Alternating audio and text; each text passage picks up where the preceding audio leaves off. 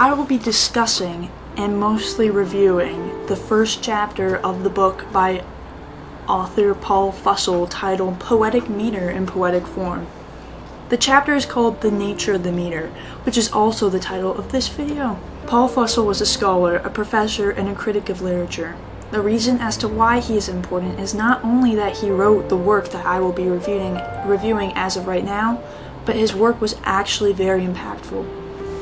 His literary work helped many students as well as fellow writers to understand how poetry should be constructed and why it is constructed the way it is. As I said before, I will be focusing on the book's first chapter, The Nature of the Meter. This chapter is the foundation of the rest of the book, and it helps the reader to understand the point of view that Fussell is writing from. He is establishing that this book is a literary and academic way to structure poetry.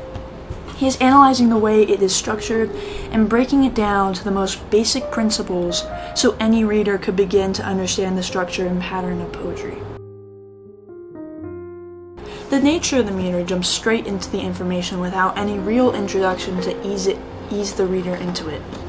First off, it gives you the definition of the meter and the definition of what is not considered a meter. Fussell states that a meter is a rhythmic pattern and that it can only be defined by the count of its syllables and the stress put onto those syllables. Fussell continues on, speaking on how poetry is structured into a precise sound, structured sound. It is not just chopped up sentences or different formatting. He speaks on how the meter is what organizes the poem. This is what differentiates the poem from regular writing or from regular speech. And the meter is the force that organizes the poem into having that structured sound that I just spoke about.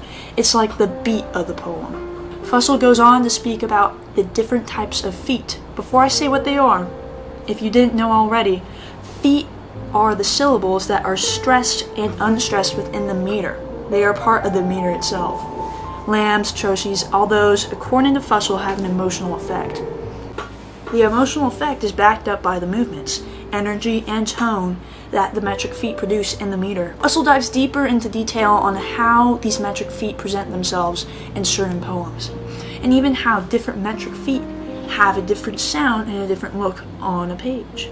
The chapter itself really goes over the building blocks of how poetry is structured, but each section dealing with the overall meter and then dealing with the niche of metric feet, Fussell goes into deep detail, analyzing, even as it seems to me, his own work and his own thoughts. Positive points? Honestly, the whole chapter is entirely positive if you are only coming from an academic lens. You see, Fussell's writing is very clear throughout the entirety of the chapter. It's pretty hard not to understand what he's saying. Even something that could be construed as difficult to understand, like the structure of poetic rhythm, is broken down into its basic principles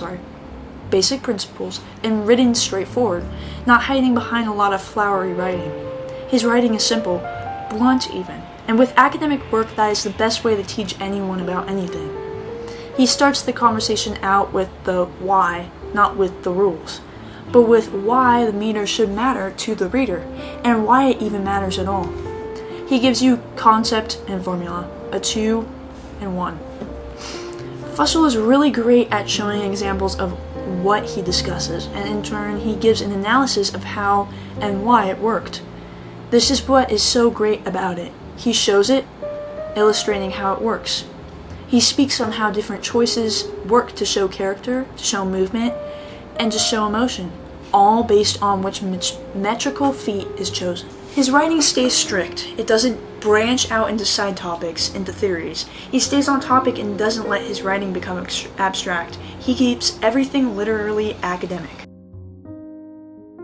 Don't get me wrong, his writing is great. It's strict, academic, everything is simple to understand and straight to the point, but he's got some negative points I just want to get into. Fussell is crazy biased towards a certain type of poetry. Traditional poetry. Poetry written before the mid-century. His time. Pretty biased, I know. He speaks on everything about meter as if it's the only proper way to write poetry. And everything else isn't up to its caliber. Honestly, reading it again, seeing its bias in it, the whole chapter, and honestly the whole book, when reading this chapter, I'm going to presume the whole book, seems more of an opinion piece than an analysis. He flat out ignores modern poetry. He does not expand further on the negative points the structure of meter may have. He paints it as perfect and without flaw. To him, it's superior to every other form of poetry. In my mind, it comes off as close-minded, a narrow lens to see something as creative as poetry through. Even though the poetic meter is now kind of outdated, at least when compared to contemporary poetry. I'm finding more issues with this whole first chapter, which is ridiculous to me knowing that it's only 17 pages. Fussell, as much as he explains it really, really well, writes as if his audience already knows what he's writing about. Like I said in the beginning of the video, he jumps right into the chapter discussing the topic of meter without giving the reader an introduction. He doesn't introduce the book, he just starts rambling. I would say, for beginner readers, this is definitely not a good book to pick up and jump right into. It's intimidating, it's long, and frankly it's tedious. Tedious is a harsh word, it's repetitive and boring. Fussell drills in the idea that the meter is the only real reason as to why poetry has a structure to the reader. He speaks about it as if the meter defines it, when there are many, many, many other forms of poetry out there, such as ballad, canto, blank verse, haiga, some that are much older even than the meter. The meter is very English and very, how do I say this, European. Fussell has strong ideas, and that's good. But his delivery assumes, and his writing, while good, just doesn't pull the reader in. Instead, it bores them. I did a summary, so I feel like I need to do an assessment. Here's the thing, when I look at the positive and negative points of the chapter, they cancel each other out. It's a good introduction to poetic structure, and honestly, I don't think there was any intention on Fussell's part to write a captivating story to hook the readers in. He probably thought if you want to learn about it, you should read about it, so he wrote it. On one hand, it informs readers that poetry isn't spontaneous, it's an art form, structured and composed. It teaches the reader to take it seriously and value it just as much as one would value a painting, a sculpture, or a novel. On the other hand, it reflects Fussell's academic perspective, how everything must be strictly traditional, and there's no room for change. All in all, the chapter succeeds in establishing the foundation of what the poetic structure is, the vocabulary that relates to it, meter and metric feet, as well as the why behind the building block that the structure stands on. Every building block.